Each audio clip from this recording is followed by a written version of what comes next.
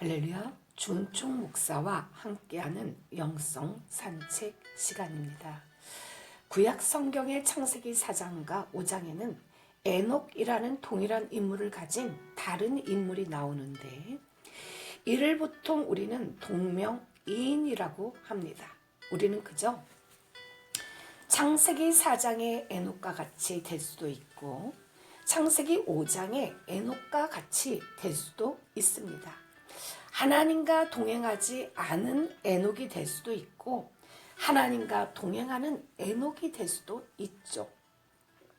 우리는 하나님께 기쁨을 안겨드리는 에녹이 될 수도 있고 하나님과 그저 상관없이 사는 에녹이 될 수도 있습니다. 당신은 어떤 에녹으로 살아가고 계십니까? 먼저 창세기 5장의 에녹을 살펴봅니다.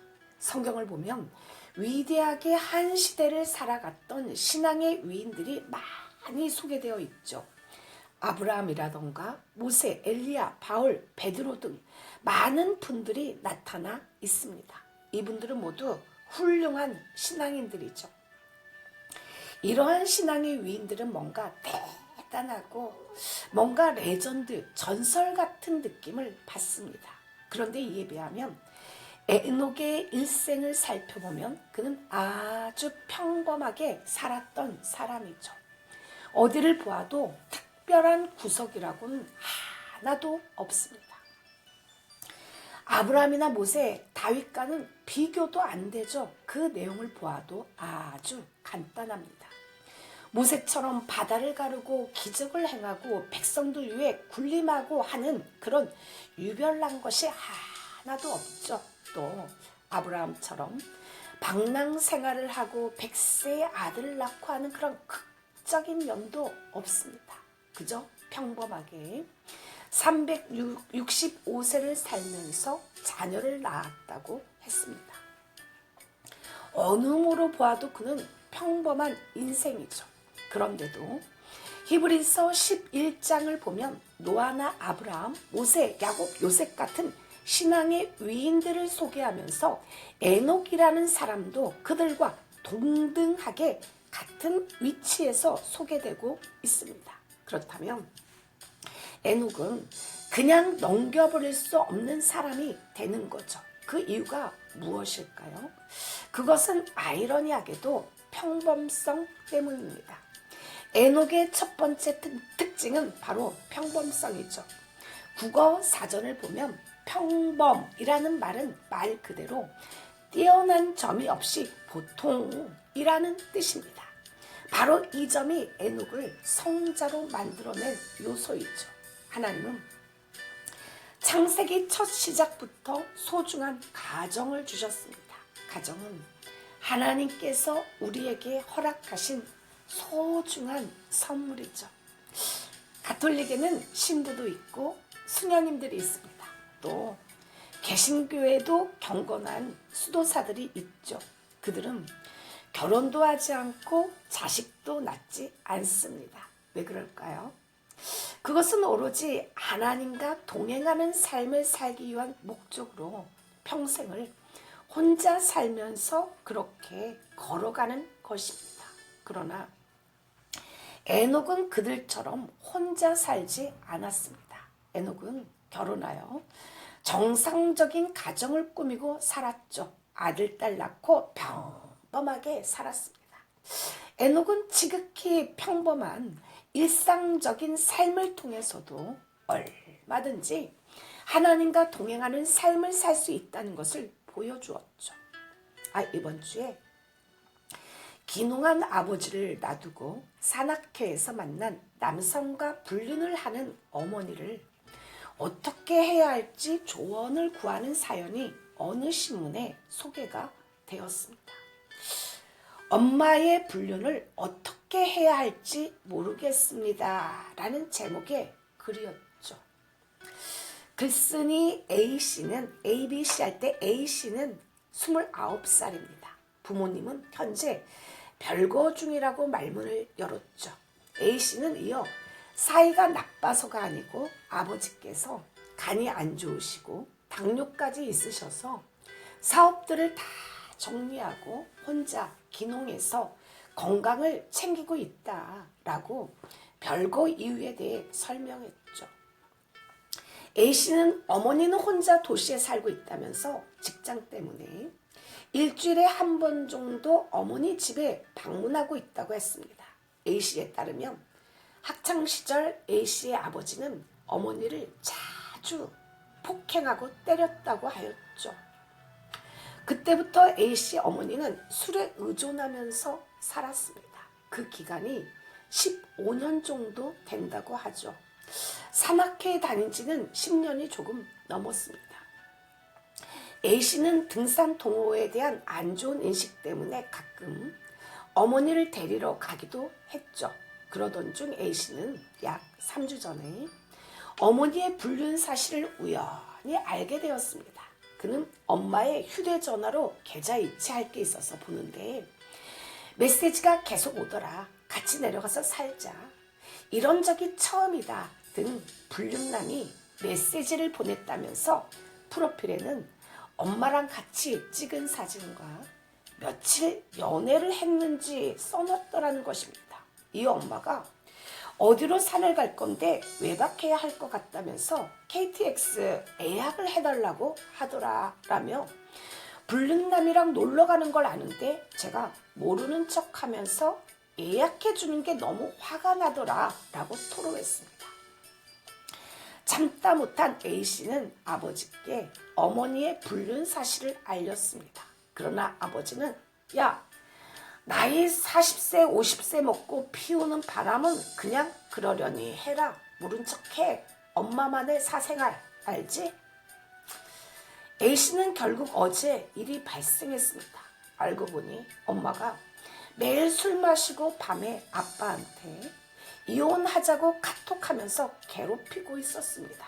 그래서 아빠가 엄마한테 바람은 피워도 되는데 쪽팔리게 자식한테 걸리지나 마라 라고 적어 보냈다고 하더군요.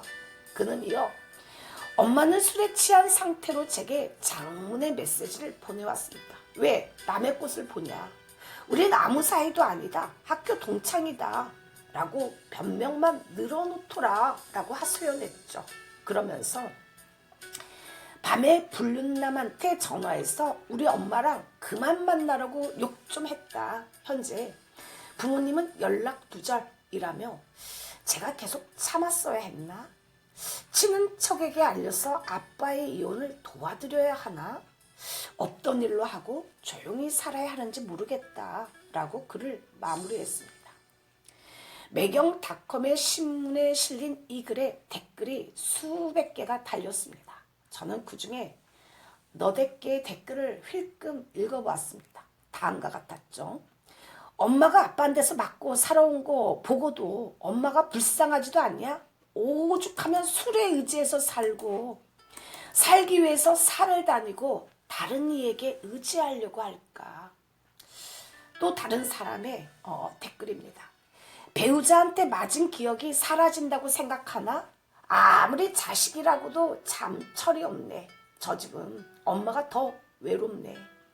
알코올 의존하면서도 살아가려고 발버둥인데 자식이 엄마 허물을 일러바치고 남편도 이해하는데 4배로 낳은 자식이 그것도 이해 못하냐? 집구석에 무슨 애정이 남겠냐? 응당 이혼해서 셋 다 각각 사는 게 맞다. 또 다른 사람의 리플입니다. 힘들겠지만 이혼하라고 해라. 그 정도면 살아도 사는 게 아니야. 감정의 골이 깊을 대로 깊어서 왼수도 그런 쌍 왼수는 없어. 서로 감정에 자유로워지는 게 헤어지는 게 서로 다 좋아. 마지막 제가 본 댓글입니다. 뭐래냐? 얘가 철도 안 들고 반대로 장가간 아들이 바람 피운다고 엄마가 며느리한테 고자질 하겠음? 친척들한테 이야기하고 이혼시키겠음? 별 희한한 오지랖다 보네. 결혼 생활이 뭐 어디 쉬운가요? 신데렐라와 왕자님이 결혼해서 성공을 해서 해피엔딩으로 끝나지만 뭐 결혼 이후 지지고 볶는 그런 라이프 스토리가 나오는 동화는 없습니다. 그렇지만 결혼 생활이라는 것이 뭐 수학 문제 풀듯 그렇게 만만찮은 게 아니잖아요. 사실 국어, 영어, 수학보다 더 어려운 것이 결혼이 아닌가요? 에녹은 일생 동안 그저 열심히 가정을 중심으로 충실하게 살았던 사람입니다. 성경 어디를 보아도 에녹이 아브람처럼 첩을 얻었다는 말이 없죠. 정부나 애인이 있다는 말도 없습니다. 그저 묵묵하게 가정에 충실해서 365년 동안 하나님과 동행하면서 집안을 떠나지 않고 자식을 낳았다고 했습니다. 이것이 얼마나 어려운 일일까요? 요즘 사람들은 목회자라고 해도 자녀 3명을 낳고도 이혼을 당연시하는 그런 시대이죠. 자녀를 낳아놓고도 아버지로서의 책임을 일절 지지 않고 일방적으로 전처에게 떠넘기고 새로 장가를 가려고 하는 사람도 봤습니다. 그러나 당신은 일부 다처주의의 시대죠. 그것이 당연시되던 시대입니다. 부인 몇 명 된다고 해서 그것이 흠이 되지 않아요. 그런데 이 사람은 가정에 충실해서 가정을 굳게 지키고 300년 동안 집을 떠나지 않고 한 여자에게서 자녀들을 낳았다고 했죠. 그러니 이 사람 에녹이 얼마나 가정 중심의 사람입니까? 여성들은 이것을 당연한 일이라고 생각할지 모르지만 남자는 그렇지 않아요. 남자는 문제성을 많이 내포하고 있는 존재입니다. 기회와 여건이 주어지면 언제든지 흔들릴 준비가 되어 있는 것이 남자죠. 남자는 언제나 새로운 것에 눈을 돌리기 좋아합니다. 사람의 일생 중에서 중년이 가장 위험한 때죠. 그때 많은 사람들이 밖으로 눈이 돌아갑니다.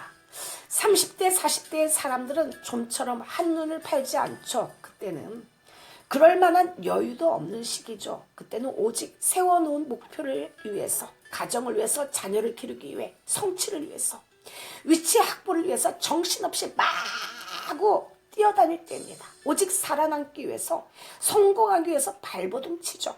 그렇지만 목표도 어느 정도 이루어지고 기반도 딱 낀 중년의 때가 되면 방심하게 되죠. 한눈을 팔기도 하고 외도도 하고 그러는 것이죠.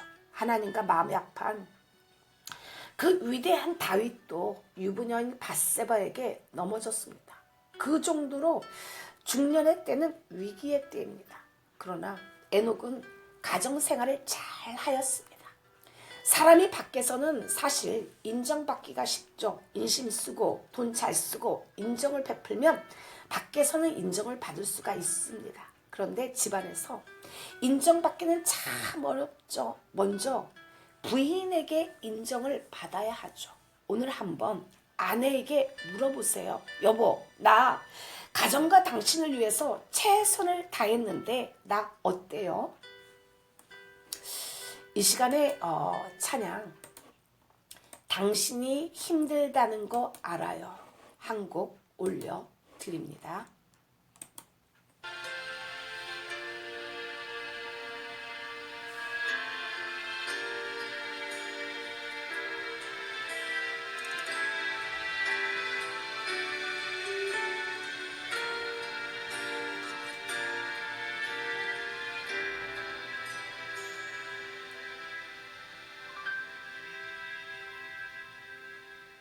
당신이 힘들다는 걸 알아.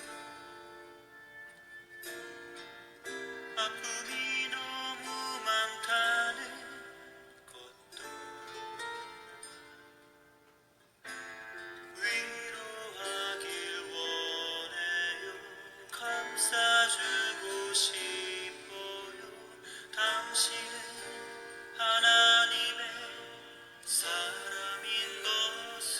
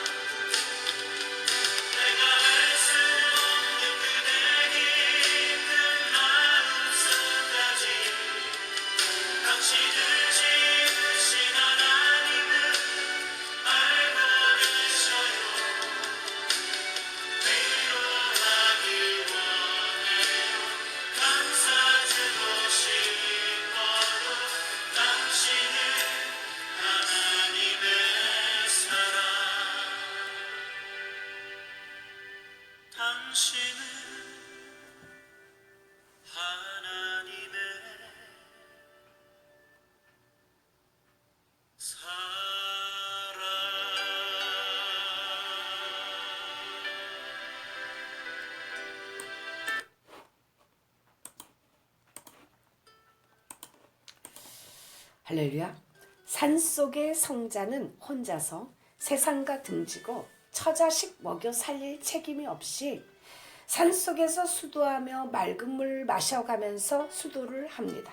그런데 가정 속의 에녹은 어떠했을까요? 그는 성년이 되어서 장가를 들고 하나의 평범한 남편이요, 가장으로서는 자녀를 낳고 기르며 먹여 살리기에 골몰하고 급급하였죠. 때론 바가지를 긁는 아내와도 다투는 나날을 보내기도 하였습니다.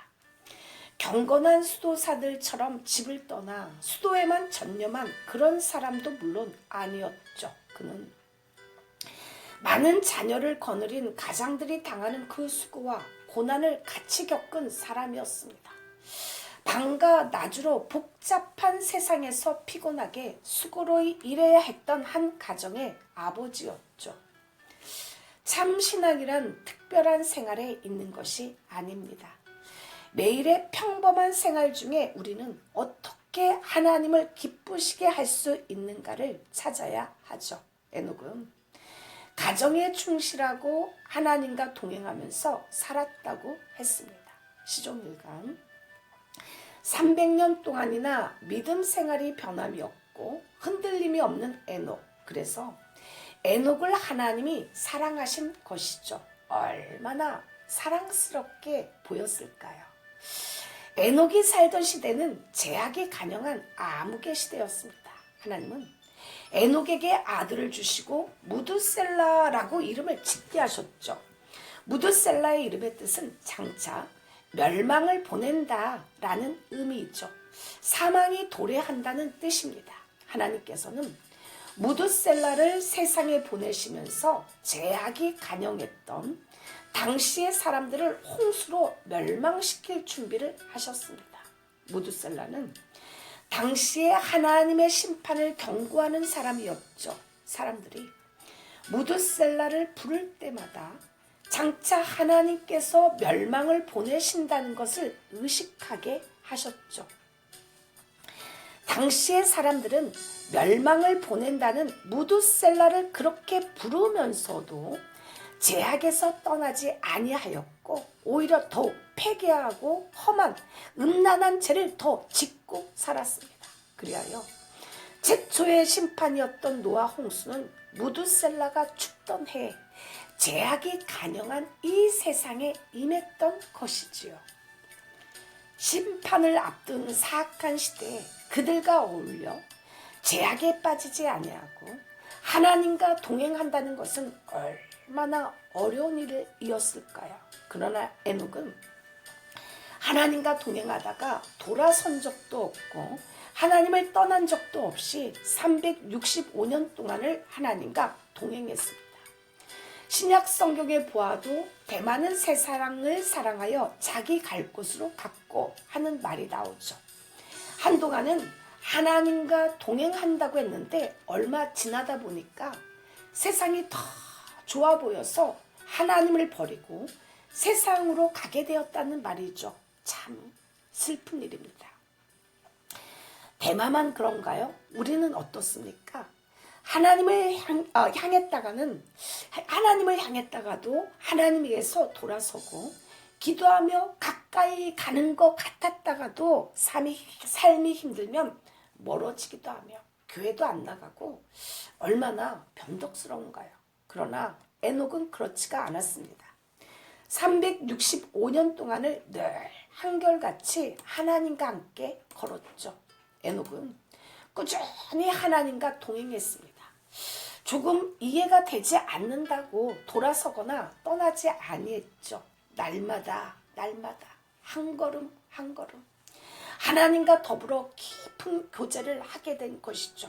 우리가 1년 2년 사귄 사람이 아니라 20년 30년 사귄 사람은 좀 섭섭한 일이 있더라도 이해하고 계속 교제하지 않는가요? 개척교회를 일으키는데도 하나님과 동행하는데도 이처럼 계속적인 교제가 필요로 합니다. 성경에 하나님과 동행했다는 사람은 딱 두 사람 있죠. 바로 에녹과 노아입니다. 창세기 6장 9절에 보면 노아는 의인이요 당시의 완전한 자라. 그가 하나님과 동행하였으며 라고 기록되어 있습니다. 하나님이 동행한 사람이 어디 이 두 사람뿐이겠습니까?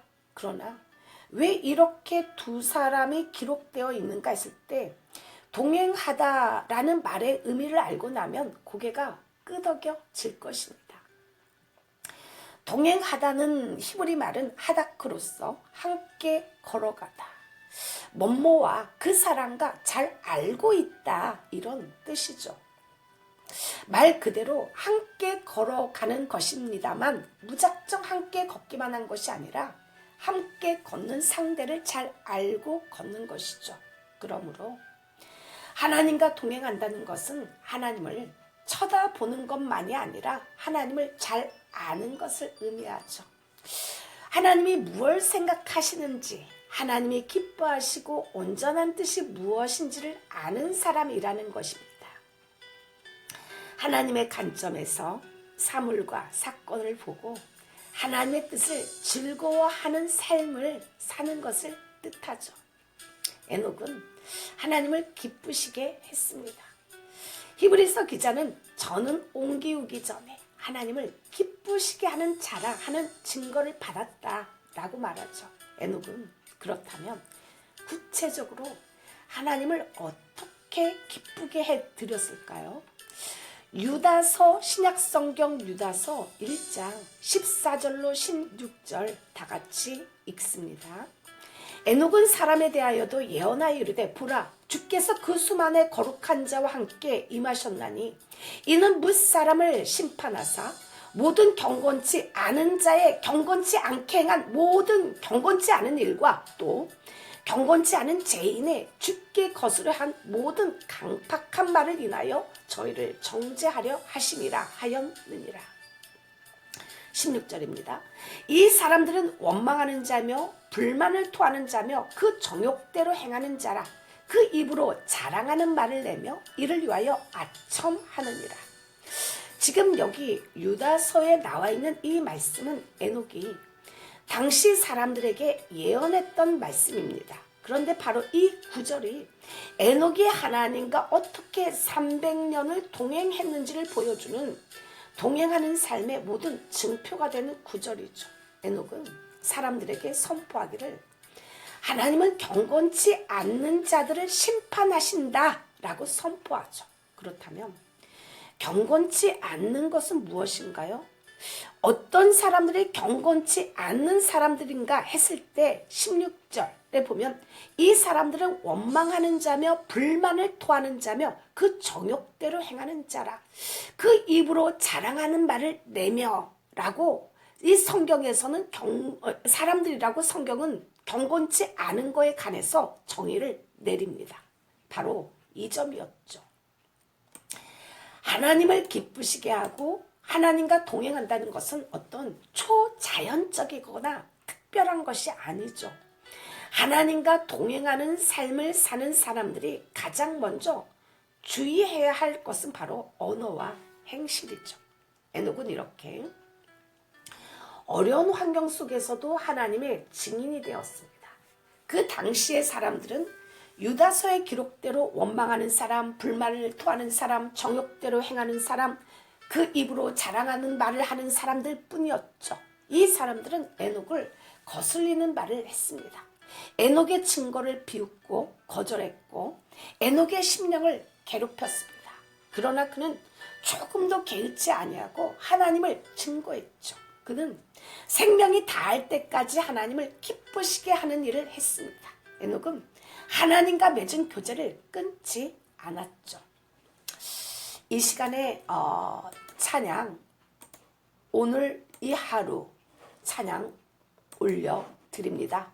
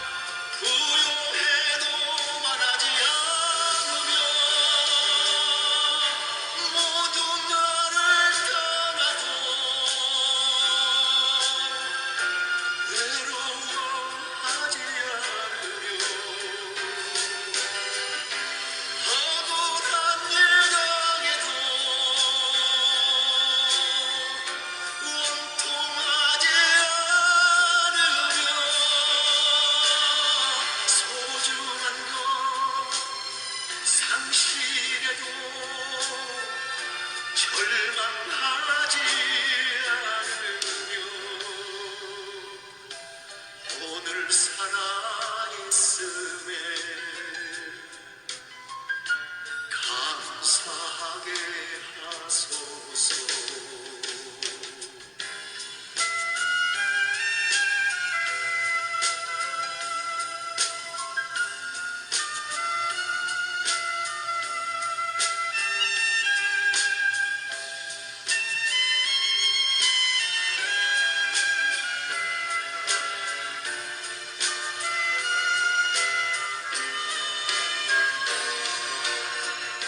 가난해도 비굴하지 않으며 부요해도 말하지 않으며 모두 나를 떠나도 외로워하지 않으며 억울한 일 당해도 원통하지 않으며 소중한 것 상실해도 절망하지 않으며 오늘 살아있음에 감사하게 하소서. 오늘 살아있음에 감사하게 하소서.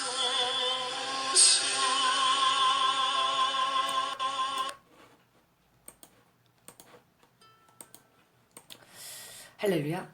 에녹의 생활은 이처럼 평범했을 뿐 아니라 지극히 미미하였죠. 창세기 4장 16절 이하에 보면 가인의 아들인 에녹은 동명이인이죠. 큰 성을 쌓아서 그것을 에녹성이라 하여 자기 이름을 남겼고, 야발은 큰 장막을 치고 많은 육축을 기르는 목축가의 조상이 되었고, 두발 가인은 동과 철로 날카로운 기계를 만드는 재주가 있었습니다. 그러나 창세기 5장의 에녹에게는 이렇다 할 아무런 기록이 없죠. 그는 아브람과 같이 제단을 쌓아 후세에 남기지도 못했고 이삭과 같이 우물을 남기지도 못했습니다. 그의 생활은 지극히 평범하였죠. 에녹의 모범은 바로 여기에 있습니다. 가정을 꾸리며 한 여자를 사랑하고 자녀들을 기르며 수고하는 속에서 하나님의 은혜를 진심으로 감사하는 사람. 우리는 이 땅의 성에 살지만 하늘나라에 들어가지 못한 에녹이 될 수도 있고, 이 땅에서는 그 좋은 성에 살지는 못하였지만 하늘나라의 성에 들어간 에녹이 될 수도 있습니다. 우리가 흔히 들어서 잘 알고 있는 애화가 있죠. 나폴레옹이 프랑스 군대를 지휘하는 지휘관이었을 때 그 군대 졸병 중에 나폴레옹이라는 이름을 가진 사람이 있었습니다. 그런데 이 친구에 대해서 듣자 하니 군대 생활이 엉망이었죠. 그러자 나폴레옹이 친히 찾아가서 두 가지 중 하나를 택하라고 하였습니다. 나폴레옹이라는 이름을 다른 이름으로 갈든지 아니면 나폴레옹이라는 이름을 가진 사람답게 행동하든지 하라고 하였죠. 성경의 에녹도 똑같은 이름을 가졌지만 서로가 전혀 달랐습니다. 창세기 4장에 나온 에녹은 동생을 죽인 가인이 낳은 아들이었죠. 그런데 에녹은 그저 그렇게 살아간 사람이었습니다. 아버지인 가인이 이름을 짓고 그 이름으로 에녹이란 성을 쌓아 그 성 안에서 살았지만 자신의 이름만 남았지 그 외에 남은 것이 하나도 없죠. 성경은 창세기 4장 17절 외에 다른 어떤 책에서도 그 이름을 다시는 언급하지 않습니다. 그러나 창세기 5장의 에녹은 다르죠. 5장 24절입니다. 에녹이 하나님과 동행하더니 하나님이 그를 데려가심으로 세상에 있지 아니하였더라. 창세기 4장의 에녹은 하나님과 동행하지 않았습니다. 그러나 창세기 5장의 에녹은 하나님과 동행하였죠. 창세기 4장에서 에녹은 육신의 아비가 지은 땅에 있는 성에서 좋은 아파트에서 살았지만 창세기 5장 에녹은 하나님이 지으신 하늘의 성에서 천국에서 살게 되었죠. 창세기 4장의 에녹은 하나님의 이름을 불러본 적도 없고 하나님을 기쁘시게 한 적도 없었지만 창세기 5장의 에녹은 하나님을 친근히 하였고 하나님을 기쁘시게 하였습니다. 그 이름이 성경에 길이 남았죠. 창세기 4장에 나오는 에녹과 같이 살지 않기를 바랍니다. 하나님을 기쁘시게 하고 하나님과 동행하는 창세기 5장의 에녹과 같은 삶을 사시기를 간절히 축복을 드립니다. 에녹이 하나님과 동행한 삶을 산 것에 대한 결과는 무엇일까요?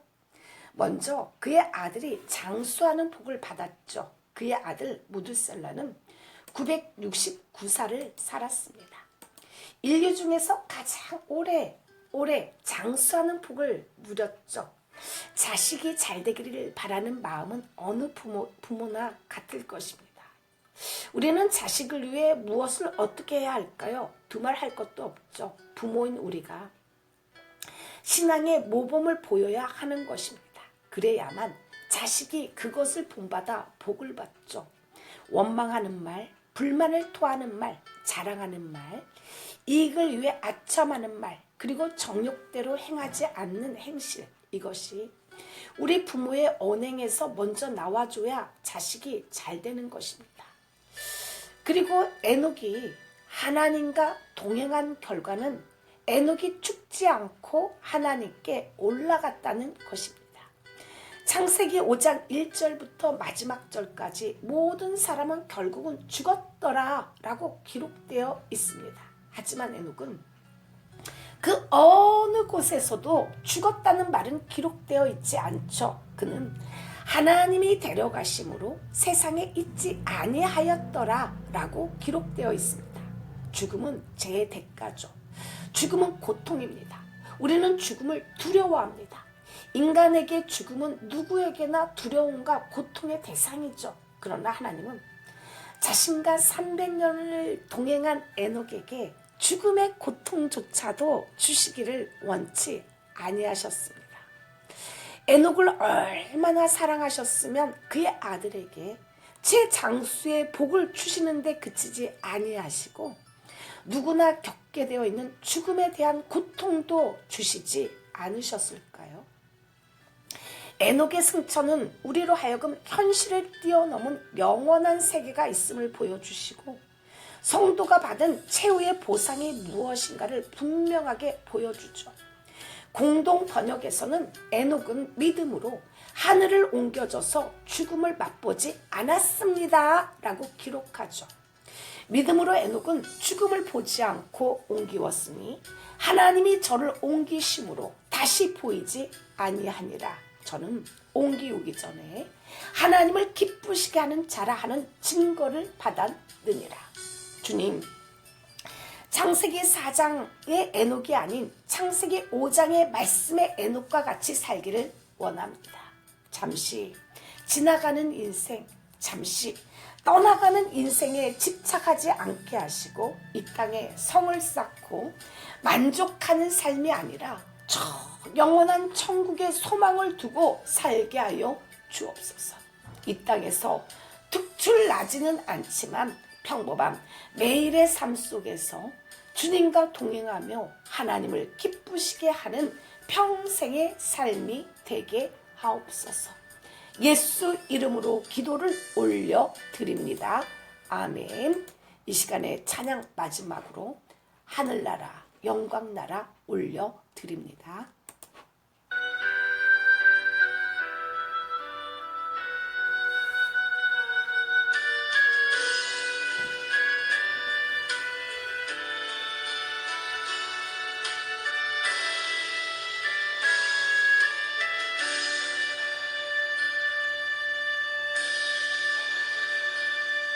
세상을 산다면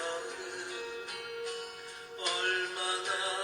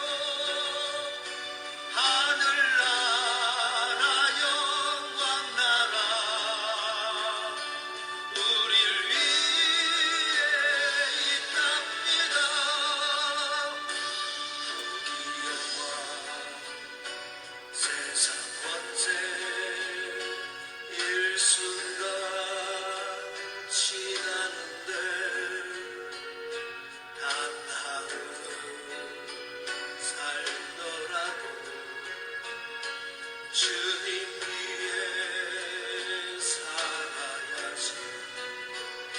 주님 오실 그날에는 통곡하게 된답니다.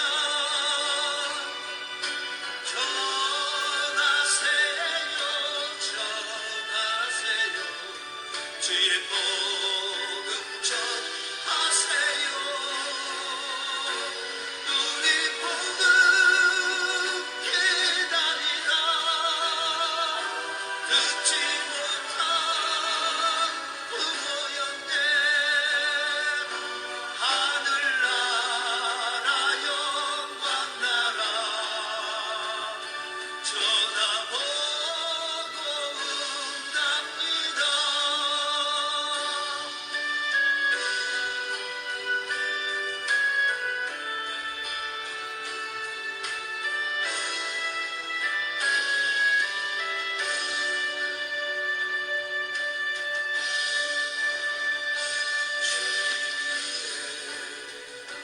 일하는데 어려움 많다지만 어려움이 참아내며 기쁜 일은 더 많지. 어찌하여 입으로만 주여 주여